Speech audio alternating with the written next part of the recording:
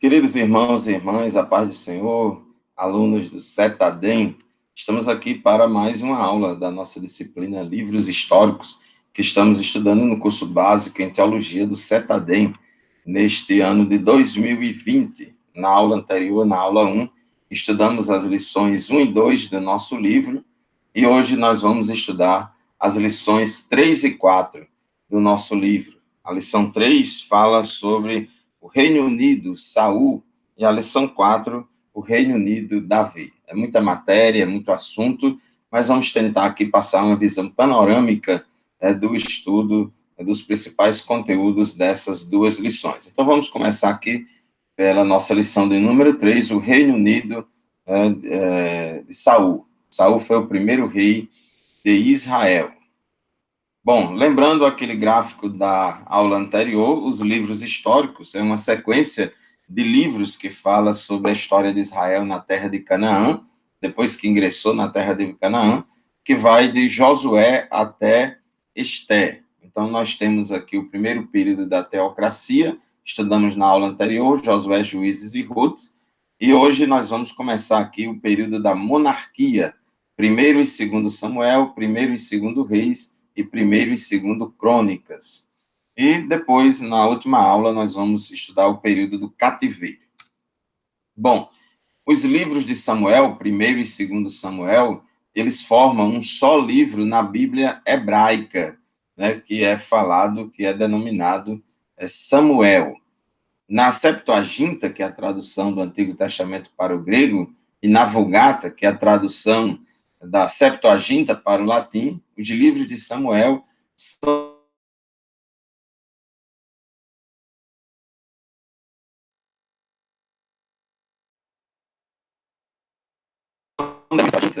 o livro de Terceiro Reis e Quarto Reis corresponde aos nossos primeiro e segundo reis.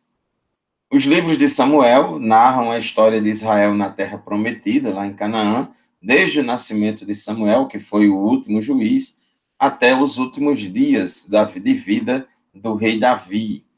A morte de Davi é registrada após o segundo livro de Samuel, em 1 Reis, capítulo 2. Bom, é importante a gente entender o período de tempo de cada um desses livros. Então, a história do povo de Israel, narrada nos livros de Samuel, compreende um período de mais ou menos 135 anos. Então, isso é muito importante. Vai de 1105 a 970 a.C. Então, a história do povo de Israel, narrada nos dois livros de Samuel, compreende um período de aproximadamente 135 anos. No livro de 1 Samuel, o livro de 1 Samuel forma o principal elo histórico entre o período dos juízes, onde nós temos aí duas pessoas de destaque, como Eli e Samuel, e o período do rei, e o primeiro rei de Israel, que foi Saul. Então, 1 Samuel abrange aí uma história de mais ou menos 95 anos, que vai aí do final do sacerdócio de Eli, início do ministério de Samuel. Já o segundo livro de Samuel, ele ocupa-se exclusivamente em contar a história do reinado de Davi. Então, segundo Samuel, é um período de história de aproximadamente 40 anos. Os principais personagens dos livros de Samuel são Samuel, o próprio Samuel, depois Saul e Davi, nessa sequência, Samuel, Saul e Davi. Tem no livro-texto um gráfico semelhante a esse, para poder nos ilustrar esse período da história de Israel. Nós fizemos uma modificação no gráfico e colocamos informações adicionais. Vocês podem observar aqui, logo no início do gráfico, o Reino Unido lá de Israel. O primeiro rei foi Saul, depois Davi e depois Salomão. Cada um deles reinou aproximadamente 40 anos em Israel, sobre todas as 12 tribos de Israel. Então, a história narrada nos dois livros de Samuel, que compreende esse período de mais ou menos 135 anos, ela tem como personagens principais o rei Saul, o rei Davi, em 1 Samuel, o profeta de maior destaque é o profeta Samuel, Em 2 Samuel, também, Samuel é um profeta de destaque, mas também aparece a figura do profeta Natã.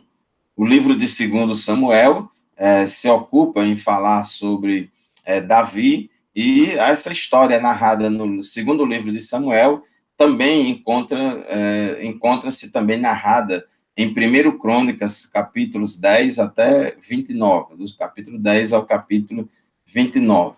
Então, aqui nós temos esse gráfico, que depois de Salomão há a divisão do reino, e aqui são os reis que reinaram no Reino do Norte, e aqui os reis que reinaram no Reino do Sul. Nós não vamos entrar em todo o detalhe desse gráfico agora, porque nas próximas aulas nós vamos detalhar mais à medida que a gente for avançando o nosso estudo. Então, o nosso estudo, ele vai se limitar aos acontecimentos que ocorreram aqui nesse período de Samuel e Davi, que estão registrados nos 2 livros de Samuel, como também no livro de 1 Crônicas, capítulos 10, capítulo 29.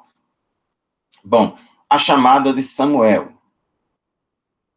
Na época em que Samuel nasceu, Israel estava em decadência espiritual. O povo, em geral, estava longe de Deus, cada um fazia o que achava melhor, não tinha uma referência espiritual, não tinha uma referência de liderança que pudesse guiá-los nos caminhos do Senhor, e o povo se entregou ao pecado. Eli e seus filhos eram sacerdotes na época, Eli era o sumo sacerdote, e os seus filhos eram sacerdotes, porém, os filhos de Eli eram grandes pecadores diante de Deus. A Bíblia diz que eles eram filhos de Belial e cometiam pecados terríveis. E Eli, de certa forma, foi conivente, fechou os olhos e não repreendeu e não disciplinou os seus filhos. Diz o texto sagrado de 1 Samuel 3:1 que naqueles dias raramente o Senhor falava e as visões não eram frequentes. Então, isso mostra que quando o povo de Deus está vivendo no pecado, se afastando de Deus, Deus também não fala no meio desse povo. Mas a solução para esse problema espiritual estava sendo providenciada por Deus. Deus estava preparando um líder desde a sua infância. É importante a gente entender que Samuel, filho de Ana e Elcana, ele foi dedicado ao Senhor, e desde criança Samuel foi morar com o sacerdote Eli. Então, os filhos de Eli, que eram grandes pecadores diante de Deus, eram, vamos dizer assim, irmãos de criação de Samuel. E Samuel viveu naquele ambiente de muitos pecados, práticas pecaminosas dos seus irmãos de criação, dos filhos de Eli, porém Samuel não se contaminou com o meio. Samuel não se deixou influenciar pelo meio. O meio em que a gente vive certamente influencia na nossa vida, mas isso não determina. Nós podemos e devemos resistir ao mundanismo que nos cerca para poder servir ao Senhor com fidelidade. Então, diz a Bíblia, em 1 Samuel, vários versículos estão citados aqui, que Samuel, ainda jovem, começou a servir ao Senhor, e ele estava crescendo diante do Senhor, fazia-se agradável, assim para com o Senhor e como também diante dos homens, depois, quando Samuel já fica grande, Deus foi preparando tudo para Samuel ser o sucessor de Eli. E desde Dan até Berseba, ou seja, de norte a sul do país, todo Israel conheceu que Samuel estava confirmado por profeta do Senhor. Samuel exerceu 3 ofícios, 3 ministérios que, de certa forma, constituem aí um tipo de Cristo. Samuel foi juiz, sacerdote e profeta. Ele exerceu funções políticas, administrativas, como juiz, ele foi sacerdote e foi profeta. E Jesus, ele é rei, sacerdote e profeta. Samuel presidia uma congregação de profetas, isso é muito importante, porque Samuel, ele trabalhou na educação religiosa dos jovens profetas, chamados e vocacionados por Deus, mostrando aí que não é importante apenas ter o dom, a chamada e a vocação, mas é importante também que se faça a educação religiosa, o ensino da palavra de Deus a esses jovens. Então, isso é muito importante. Samuel era um servo de Deus de muita integridade moral e de conduta irrepreensível. Esse texto de 1 Samuel, capítulo 12, versículo de 1 a 5, é tremendo. Nós podemos ver aí que ele é um modelo para todos nós, líderes da casa de Deus, modelo de integridade moral, de conduta irrepreensível. E a Bíblia diz que o obreiro deve ser santo e deve ter conduta irrepreensível. Samuel era um intercessor dedicado, ele orava muito em favor do povo, e Deus costumava responder suas orações. Até o profeta Jeremias, ele reconheceu que Samuel era um servo de Deus, que Deus costumava responder às orações dele. Bom, o avivamento nos dias de Samuel. Essa palavra Icabode, né, o Icabode, significa foi-se a glória de Israel. O que é que estava acontecendo nessa época? Por causa do pecado, o povo vinha sendo oprimido pelos filisteus desde a época de Sansão. Em uma das batalhas contra os filisteus, os israelitas usaram a Arca da Aliança como uma espécie de amuleto, pensando que Deus ia dar vitória a eles na guerra. Os israelitas estavam em pecado, levaram a arca, dizendo, não, se a gente levar a arca representa a presença de Deus, então Deus vai nos dar vitória, ninguém vai nos destruir. Então, eles tinham essa falsa impressão, eles confiavam nos símbolos religiosos e não na pessoa de Deus.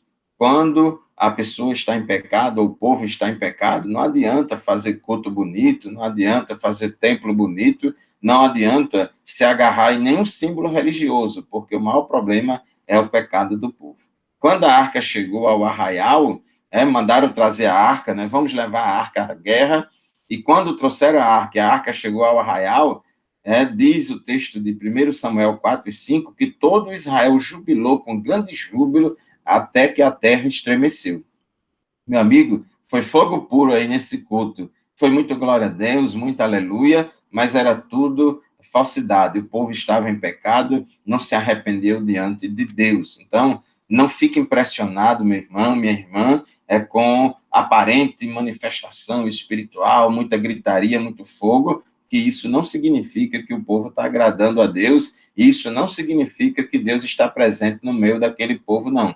Pode ser uma mera emoção, como aconteceu aqui. Os filisteus tomaram a arca, Israel perdeu a guerra, e os 2 filhos de Eli morreram na guerra.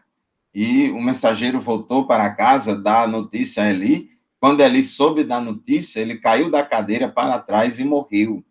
Uma de suas noras, agora viúva, deu à luz a um filho e colocou o nome dele de Icabode, que significa foi-se a glória de Israel. Uma das filhas de Eli estava grávida e prestes a dar à luz. E ao tomar notícia de que o seu esposo foi morto, o seu cunhado foi morto na guerra, ao saber que a arca foi tomada pelos filisteus, ela sentiu dores de parto e teve o seu filho, que deu o nome de Icabode. Os filisteus levaram a arca para a cidade de Asdod, lá na terra dos filisteus, e colocaram a arca no templo de Dagon. Dagon era o deus dos filisteus. E durante 2 dias, pelas madrugadas, os filisteus encontraram a estátua de Dagon caída com o rosto em terra perante a arca do Senhor. Os filisteus levaram a arca do Senhor, colocaram no templo de Dagon como um sinal de que o Deus de Israel, Jeová, tinha perdido a guerra e estava prostrado diante de Dagon, que o Dagon seria o Deus mais forte. Só que pela madrugada, Deus fez com que a estátua de Dagon caísse com o rosto em terra perante a arca do Senhor, reverenciando o Senhor. E por causa da ousadia e do pecado dos filisteus em levar a arca do Senhor para o templo de Dagon, Deus feriu os moradores daquela cidade filisteia e as demais cidades da vizinhança lá de Asdod, as cidades dos filisteus. Deus feriu eles com uma epidemia de tumores. Deus mandou uma doença, uma epidemia de tumores. Na tradução Almeida Revista e Corrigida, diz que foram hemorroidas nas partes secretas. Então, foi aí uma doença terrível. A gente não dá para entrar em detalhes do que seria exatamente essa doença, mas a tradução Almeida Revista e Corrigida diz que foram hemorroidas nas partes secretas. Outra tradução diz que foi uma epidemia de tumores, de modo que o estrago foi muito grande. E por causa disso, os filisteus resolveram mandar a arca para a cidade hebreia de Kiriat Jearim, onde ficou durante 20 anos na casa de Abinadab.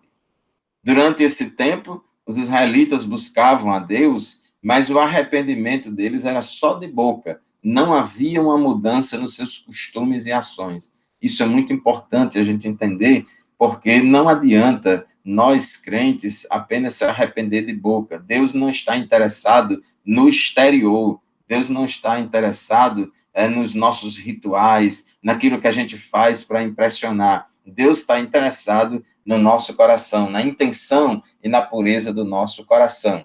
Então, aquele povo ali estava, como também o povo na época de Isaías, o povo que honrava a Deus somente com os lábios, mas o coração do povo estava longe de Deus. Então, diante disso, Samuel exortou o povo ao arrependimento sincero, com mudança de atitude, o que o povo prontamente obedeceu. Então, o avivamento, ele só vem após arrependimento sincero e mudança de atitude. Arrependimento que é só de boca, arrependimento que é só de emoção, é só chorar perante a presença de Deus, se prostrar, gritar, mas depois as práticas, as obras continuam do mesmo jeito, não há mudança de atitude, então isso não é um arrependimento sincero. Então, só existe avivamento com arrependimento sincero. Então, após a conversão do povo, Deus concede a Israel uma grande vitória contra os filisteus, no mesmo lugar em que já sofrera 2 derrotas, ou seja, aquele lugar foi em Ebenezer, que significa pedra de auxílio ou pedra de ajuda. Então, Deus ele só dá vitória mediante o nosso arrependimento. Saul, o escolhido de Israel. Bom, o povo estava sendo liderado por Samuel, era uma teocracia, Deus governava o povo através do profeta Samuel, e Samuel já estava velho. E nesse período de velhice, Samuel constituiu seus 2 filhos como juízes. É bom a gente entender que o sacerdote nomeava, os filhos dos sacerdotes eram herdeiros naturais do sacerdote. O sacerdócio passava de pai para filhos, porém, o cargo de juízes, não. O cargo de juízes, não. Então, Samuel já estava velho e colocou seus 2 filhos para julgar a Israel. Mas o problema é que os filhos de Samuel faziam muitas coisas erradas.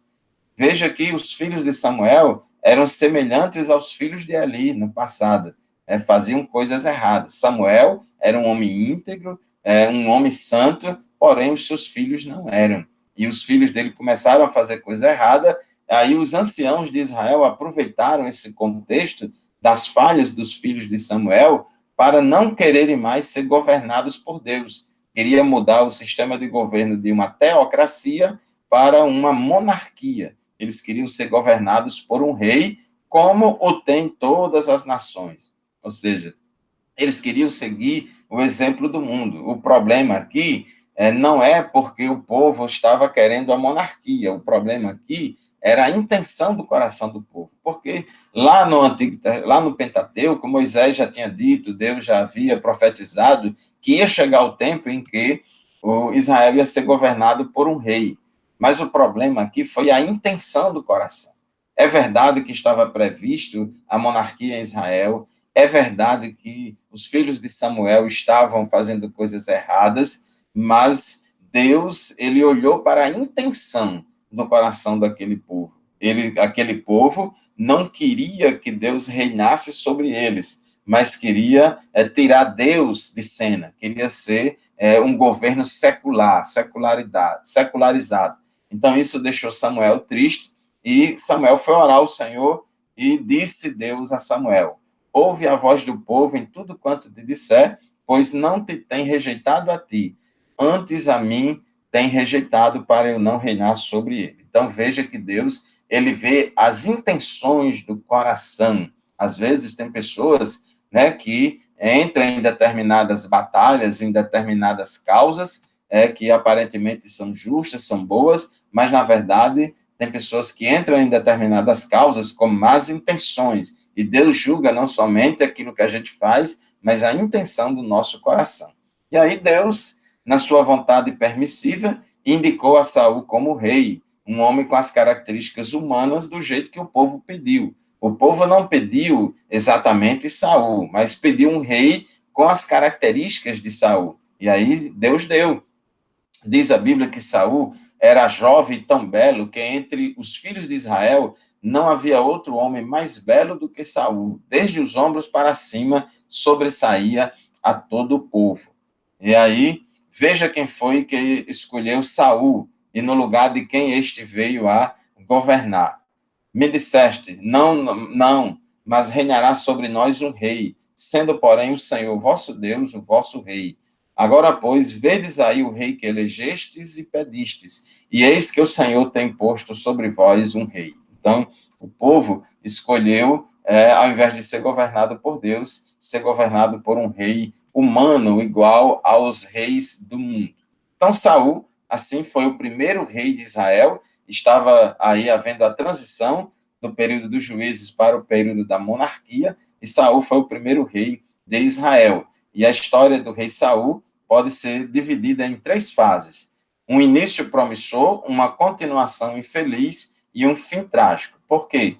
Porque Saul começou bem o seu reinado, mas ele continuou mal. Depois que ele subiu ao trono, começou a reinar, começou a fazer besteira, e a pecar contra Deus, e terminou muito mal, teve um fim trágico.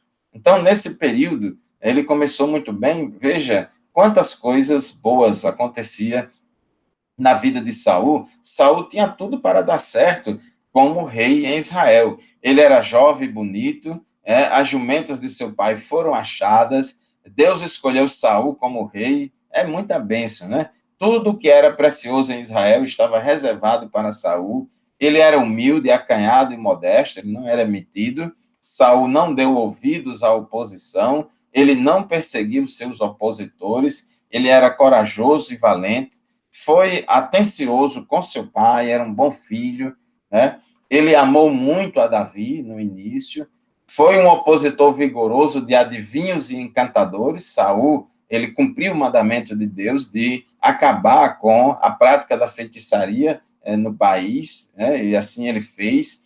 O coração de Saul foi mudado e ele recebeu o revestimento do Espírito Santo. Então, observe que ele começou muito bem, tinha tudo para dar certo. Porém, quando começa a reinar, aí começou a colocar as unhas de fora. Então, muita gente, quando consegue dinheiro e fama, quando consegue dinheiro e posição social, ou até mesmo posição eclesiástica, não sabe lidar com aquilo e começa a fazer besteira. Então, Samuel foi provado.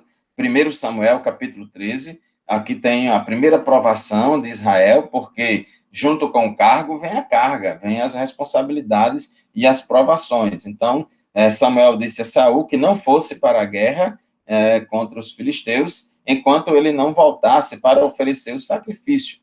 Infelizmente, Saul, no seu pragmatismo e querendo resolver as coisas, querendo agir conforme o seu braço e a sua força, desprezou a Deus e achou que podia vencer aquela guerra sem Deus. Então, ele não esperou Samuel e, mesmo sem ser sacerdote, ofereceu sacrifício. E, por este motivo, Deus rejeitou Saul como rei.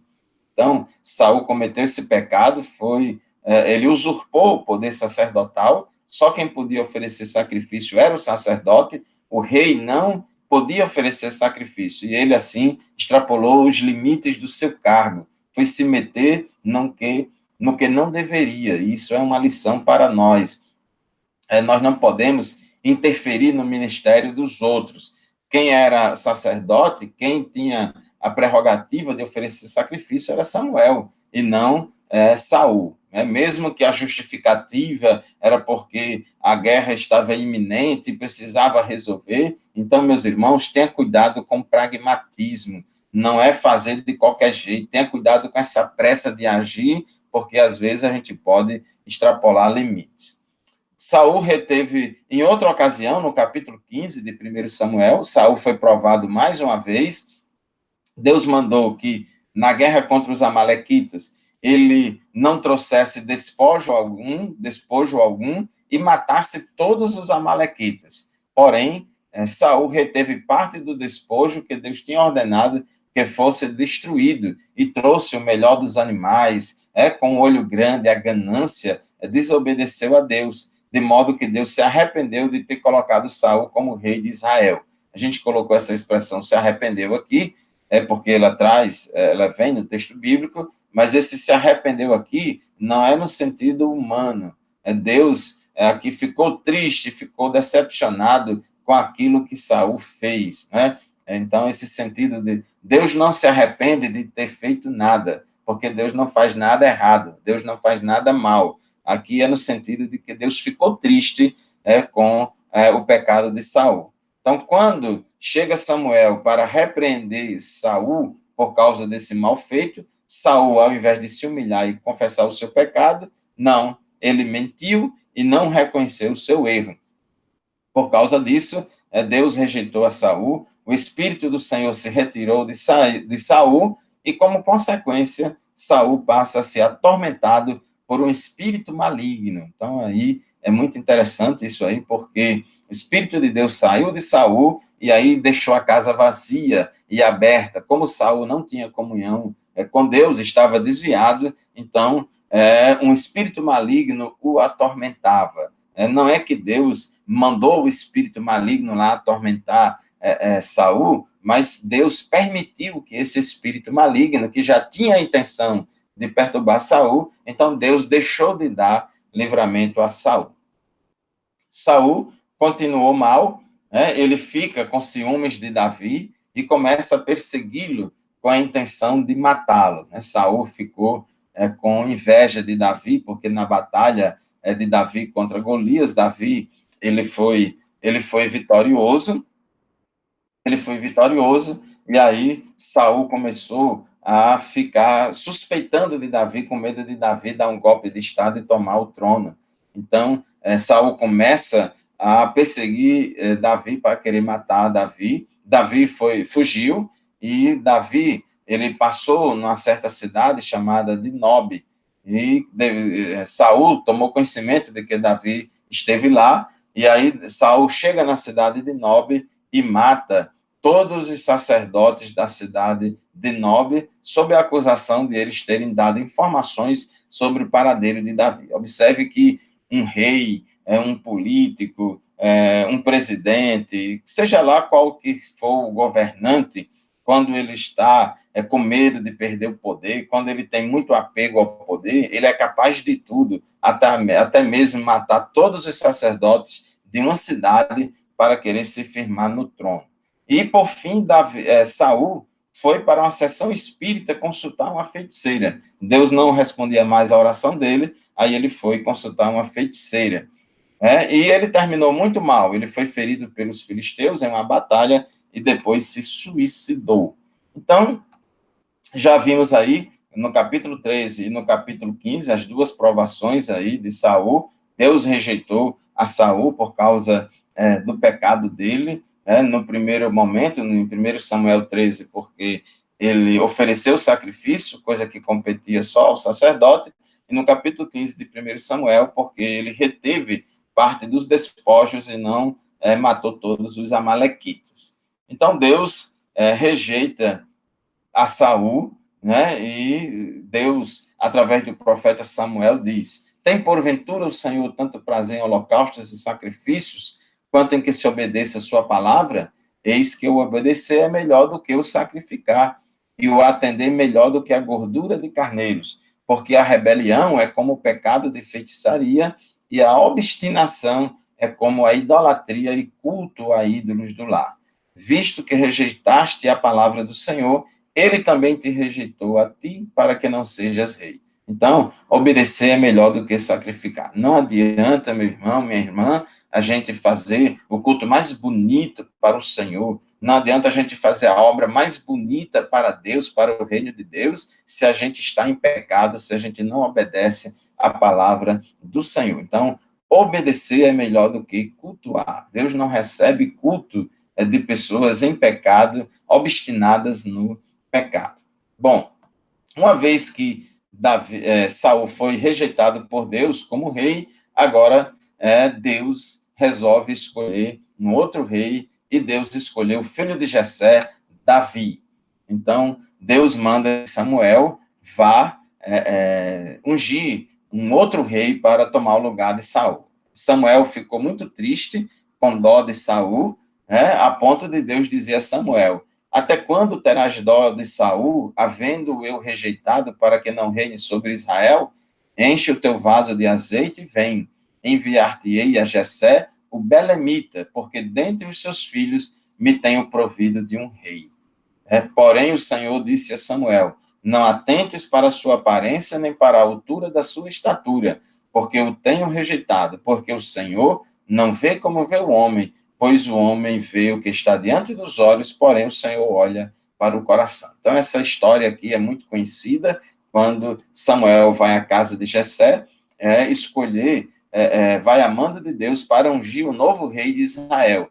E Samuel pensa que é o filho primogênito de Jessé, pensa que é aquele que é mais bonito, de maior estatura, e Deus escolhe o pequeno Davi, que não tinha uma beleza física tão bonita quanto os seus irmãos, e foi esse que foi escolhido, porque Deus, ele não vê como vê o homem vê o exterior, mas Deus vê o coração. Então, tal fato mostra o contraste entre Davi, que foi o escolhido de Deus, e Saul, o escolhido de Israel. Então, observe, quando a gente diz Davi, o escolhido de Deus, Davi era um homem segundo o coração de Deus, é no sentido de que ele tinha um perfil ideal para ser rei de Israel. Não é que Davi era perfeito, não é que Davi nunca errou, não, pelo contrário, Davi cometeu muitas falhas, mas Davi era um homem segundo o coração de Deus, no sentido de que ele tinha o perfil adequado para ser rei de Israel. E Deus rejeitou a Saul, como rei de Israel, porque Saul não tinha o perfil adequado para ser rei de Israel. Bom, Davi foi um rei servo. Embora já ungido rei, Davi não hesitou em executar o papel de servo enquanto esperava o momento de tomar. Que Deus mandou Samuel ungir a Davi rei com ainda Saul no trono. Saul não tinha morrido ainda. Mas Davi foi escolhido, foi chamado, recebeu o seu chamado, a sua vocação, e Davi não saiu aí colocando na internet, dizendo a todo mundo que era o novo rei de Israel e que tinha que dar um golpe de Estado, destituir Saul do trono, tomar o poder, porque Deus estava mandando. Não. Davi esperou o momento certo. Ele sabia que é Deus quem coloca o homem no trono e é Deus quem tira o homem do trono. Então, Davi era um servo, inclusive, por causa daquelas perturbações malignas de Saul, Davi foi convidado para ser arpista do rei Saul, que agora estava sendo atormentado por esse espírito mau. Então, Davi foi morar no palácio real, não para reinar, não para sentar no trono, mas para tocar harpa, para aliviar o sofrimento do rei. Então, mesmo numa posição estratégica e vivendo na casa do rei, Davi nunca revelou a ninguém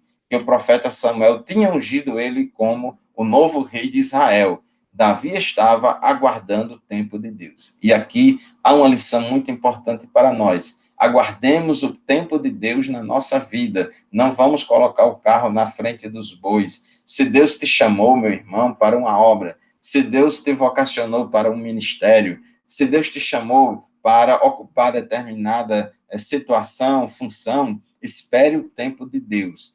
Vá servindo ao Senhor hoje, que no tempo certo Deus vai te designar para aquela função. Assim como aconteceu com Saulo e Barnabé, que servia a Deus como profetas e mestres ali em Antioquia da Síria, até o tempo em que o Espírito Santo disse à igreja: apartai-me a Saulo e a Barnabé para a obra a que os tenho chamado. Então, aguarde o tempo de Deus na sua vida. Davi foi um rei guerreiro, ele combateu ali, seu primeiro combate de grande visibilidade foi a luta dele contra Golias, e essa luta, essa história é muito conhecida de todos, desde criança nós ouvimos na escola dominical essa luta entre Davi e Golias. Então Deus, ele permitiu aquela situação para promover o futuro rei de Israel. Então, tinha duas finalidades, essa luta de Davi com Golias. Observe que não precisa ninguém que é chamado por Deus, correr atrás. As coisas vão acontecer como aconteceram na vida de Davi. Deus criou situações para poder apresentar Davi como rei de Israel.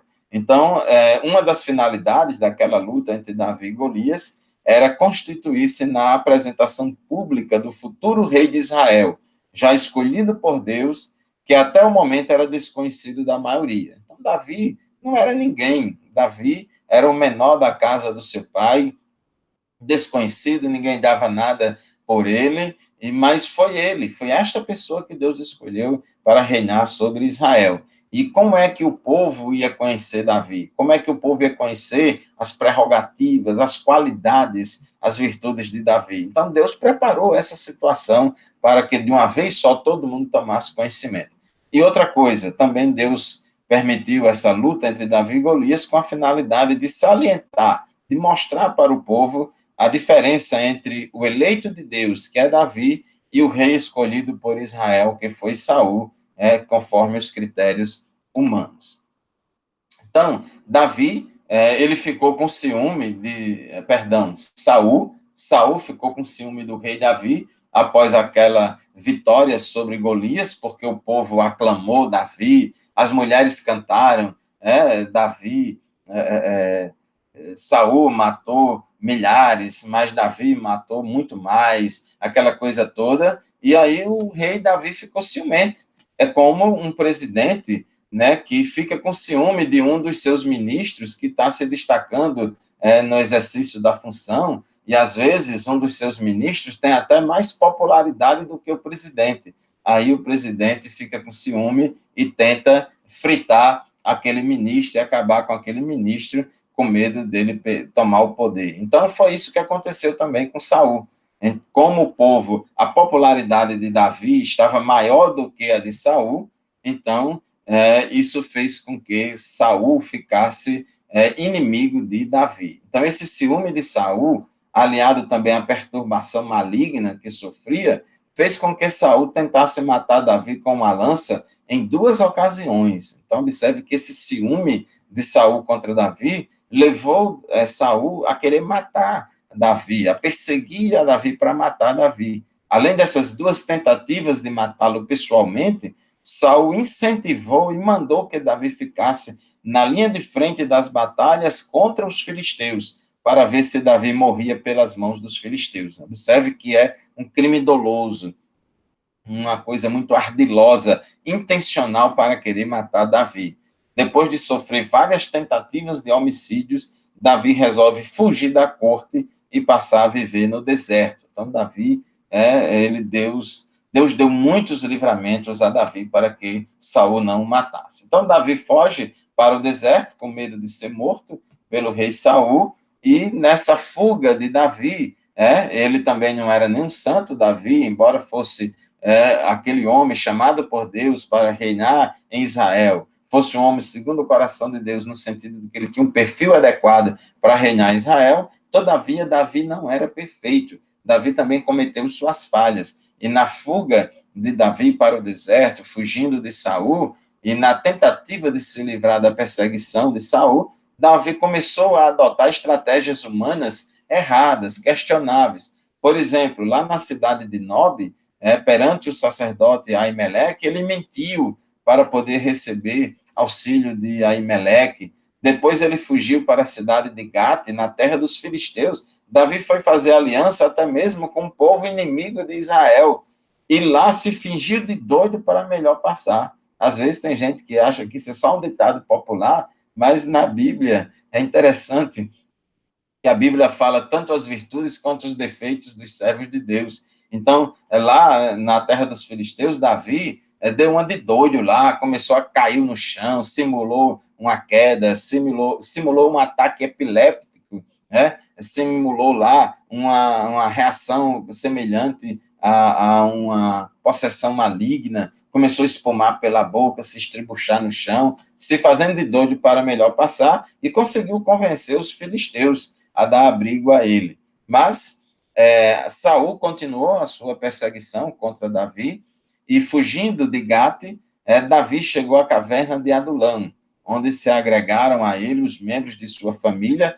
e mais de 400 homens que se achavam endividados com espírito desgostoso e que se achavam em aperto. Então, Davi ali formou esse bando de mais de 400 homens para resistir a Saul. E em sua perseguição a Davi, Saul o buscava todos os dias, porém Deus não o entregou na sua mão. Então, observe aí que Deus deu muito livramento a Davi. Saul persegue Davi novamente, e em uma de suas perseguições contra Davi, Saul entrou numa caverna para aliviar o ventre, justamente na caverna em que Davi já estava escondido. Então, nesta caverna, os homens de Davi queriam que ele matasse Saul, mas ele se recusou e disse: o Senhor me guarde de que eu faça tal coisa ao meu Senhor, ao ungido do Senhor, estendendo eu a minha mão contra ele, pois é ungido do Senhor. Então, observe que os homens lá do bando de Davi queriam que Davi executasse Saul, matasse Saul, aparentemente, do ponto de vista humano, tinha mais do que motivos para isso, até se configuraria uma defesa pessoal, em legítima defesa, mas Davi, ele era um homem espiritual, e ele preferia que Deus agisse ao invés dele. Davi confiava que no tempo certo Deus ia dar a vitória. Então, nesse episódio, Davi apenas cortou uma parte da roupa de Saul, como evidência do seu ato de misericórdia com relação a esse rei mau. Ao levantar e ver um pedaço do seu manto nas mãos de Davi, Saul se envergonhou profundamente do seu ato e voltou para casa. Então, Davi, ele era um homem mau. Davi era um homem bom e não pagava o mal com mal. Pelo contrário, Davi pagava o mal com o bem. Outra vez, pela terceira vez, Saul persegue Davi, e agora, nessa ocasião, Deus fez com que os soldados de Saul dormissem profundamente e não notassem a presença de Davi, de modo que Davi entrou no acampamento de Saul e retirou a lança e a bilha da água que pertencia a Saul. Fora do acampamento, Davi chamou a atenção de Saul e lhe mostrou os objetos furtados. Embaraçado e envergonhado, Saul confessou: pequei. Então, infelizmente, essa confissão de Saul era apenas de boca, né? Era uma confissão meramente emocional. Saul proferiu a palavra pequei mais do que qualquer outro homem na Bíblia. Sua confissão, porém, nunca foi confirmada ou evidenciada por atos de contrição. Então, era arrependimento só de boca. A vitória de Davi, a derrota de Saul. Bom, Davi, embora fosse um rei vitorioso, fosse um homem de Deus com muitas qualidades, ele também tinha suas falhas. Durante 16 meses, Davi habitou entre os filisteus, dependendo somente de sua perícia e habilidade de mentir, enganar e convencer o rei filisteu de que estava combatendo ao lado dele, vivendo uma vida de hipocrisia e de mentira, aliado a um povo inimigo de Israel. Embora fosse um homem de Deus, Davi não era perfeito e tinha suas falhas. A diferença entre Davi e Saul era que Davi reconhecia ser pecador e nunca tentou justificar-se nem desculpar-se. Sempre se arrependia sinceramente e confessava o seu pecado. Então, Davi, ele fazia isso, inclusive quando cometeu adultério com Batseba, quando cometeu o pecado de homicídio contra o marido de Batseba. Inclusive, a gente vê o Salmo 51, o Salmo de arrependimento de Davi. Saul consulta a médio de Endor, no final da vida de Saul, Saul já desviado, cometendo um pecado atrás de outro, longe de Deus, e Deus não ouvia mais Saul, porque quando o homem se afasta de Deus, cessa a comunicação entre ele e o céu, fica offline. Então, Saul não tinha mais as suas orações respondidas, Deus não falava mais com Saul, e Saul, desesperado, procurou a consulta de uma feiticeira, a consulta de uma pitonisa, uma profeta particular, e ali Saul foi até ela, atrás de se consultar, para ver se Samuel falaria com ele. Ora, se Samuel não falou com Saul quando estava vivo, se Deus não estava falando com Saul, como é que Deus ia permitir que numa sessão espírita, através do pecado da necromancia, Saul ouvisse a voz de Deus? Então, ele ficou apavorado e se sentia grande necessidade de conselhos sábios. Saul tentou falar com Deus, porém o Senhor não lhes respondeu. Tomado de pânico, Saul consultou uma médium espírita. E ali, Saul cometeu o pecado de feitiçaria, de necromancia. Enquanto isso, Davi estava lá na cidade de Ziclag, né, na terra dos filisteus, morando lá, com esse povo inimigo do povo de Deus, e o rei filisteu convocou o seu povo e a Davi, o seu bando, para a batalha contra os israelitas. No caminho, os príncipes dos filisteus desconfiaram que Davi poderia trair eles, lutando a favor dos israelitas, e mandou Davi voltar para Ziclag. Ao chegar em Ziclag, Davi constatou que os amalequitas tinham invadido a cidade. Os amalequitas saquearam e queimaram a cidade e sequestraram muitas famílias, inclusive a família de Davi. Então, Davi e o seu exército chorou e se angustiou muito com essa situação. Davi buscou o Senhor e Deus disse que daria vitória a Davi contra os amalequitas, o que de fato aconteceu, e Davi resgatou o povo que fora sequestrado. E, por fim, temos aí o fim trágico de Saul, que foi o suicídio. Nessa batalha contra os filisteus, Saul foi ferido gravemente e, com medo de ser torturado pelo inimigo, Saul suicidou-se. Ele pulou em cima da sua própria espada e se suicidou. Este é o primeiro suicídio relatado na Bíblia e serve para indicar a condição do crente desviado que se recusa a voltar para Deus. Bom, nós vamos agora para a lição de número 4, o Reino Unido de Davi. Após a morte de Saul, o reino de Israel ficou meio dividido por algum tempo.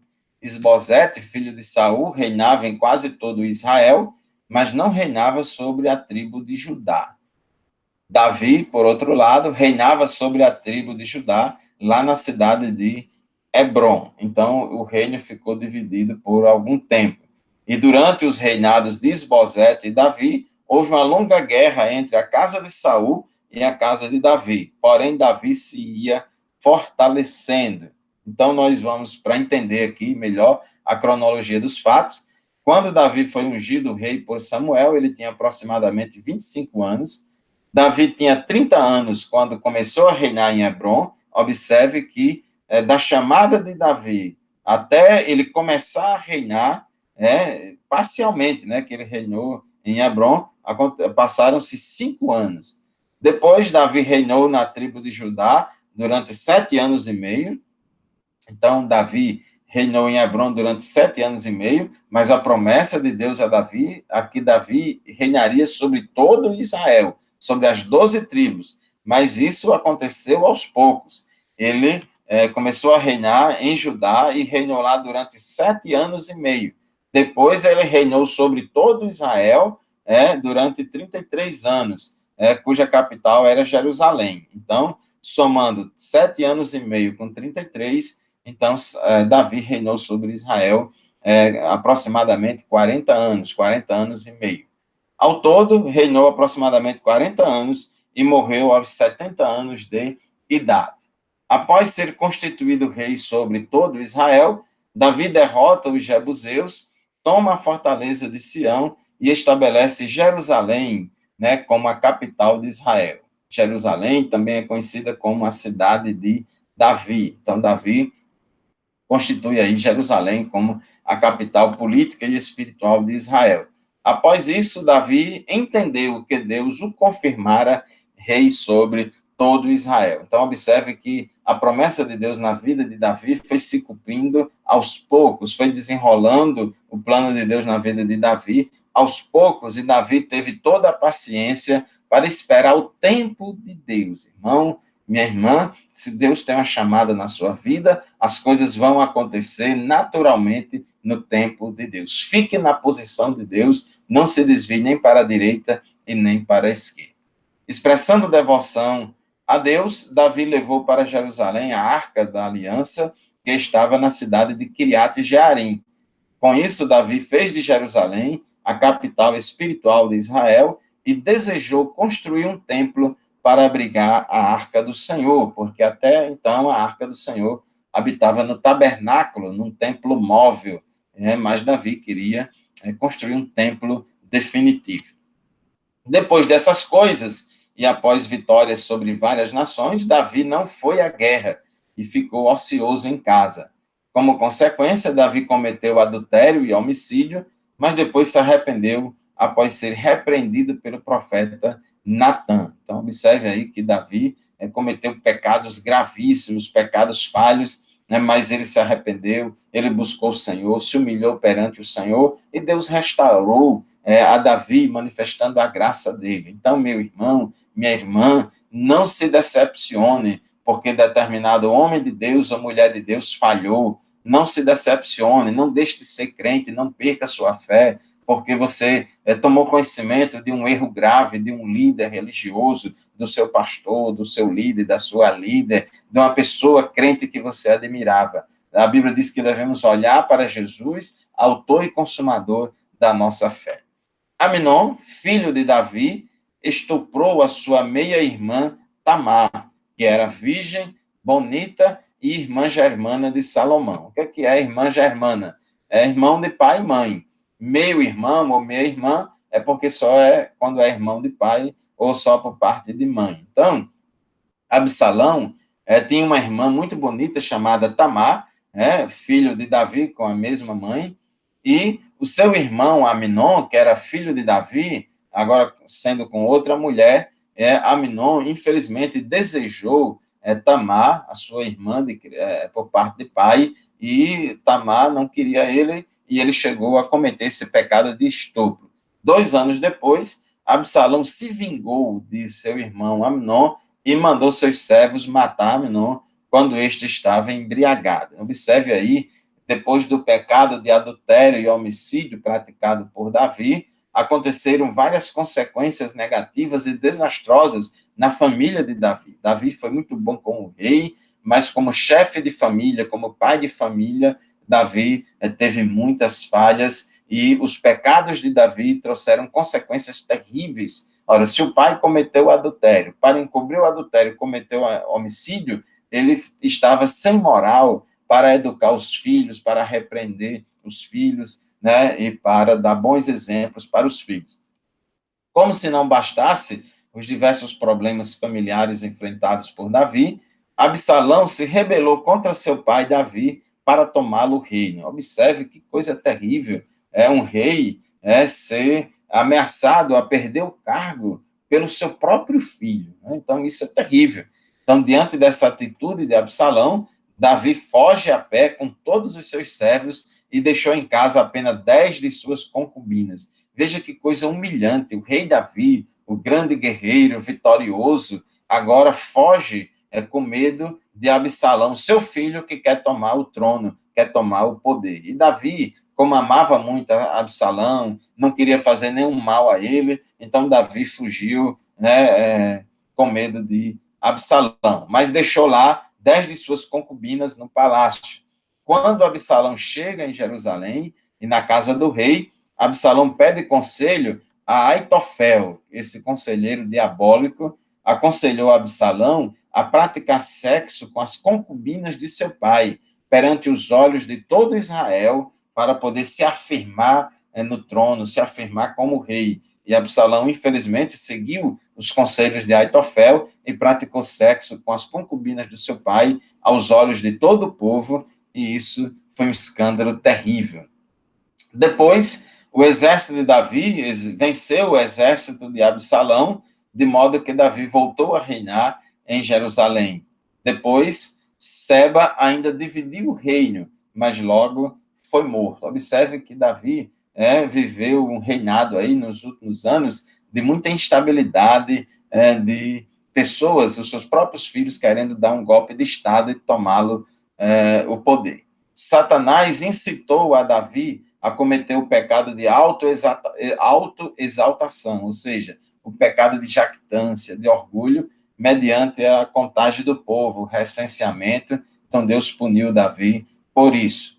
Como Davi era humilde e temente a Deus, ele se arrependeu do seu pecado e Deus se aplacou para com a terra e cessou aquele castigo de sobre Israel. Então, a gente percebe aqui, meus irmãos, que há uma diferença muito grande entre Davi e Saul. Davi, a Bíblia registra muito mais pecados cometidos por Davi do que cometidos por Saul. Em termos numéricos, Davi pecou muito mais do que Saul. Porém, tem uma diferença. Saul pecava, mas não se arrependia do seu pecado, não se humilhava perante Deus, e Saul queria enganar Deus, enrolar Deus, querendo dar desculpa. Então, Saul tinha um coração muito mau.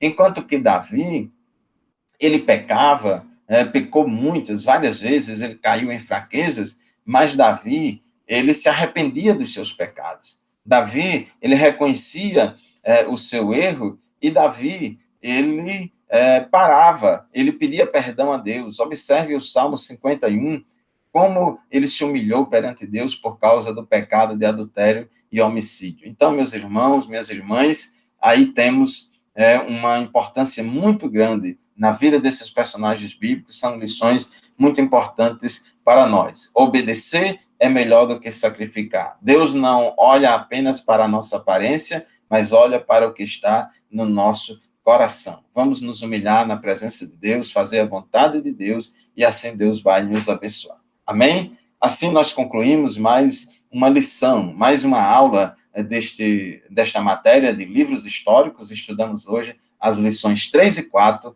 nessa segunda aula da nossa disciplina. Estude o seu livro, responda os exercícios, responda a sua prova em casa, e qualquer dúvida estamos à disposição. A paz do Senhor, e até a próxima aula, se Deus quiser.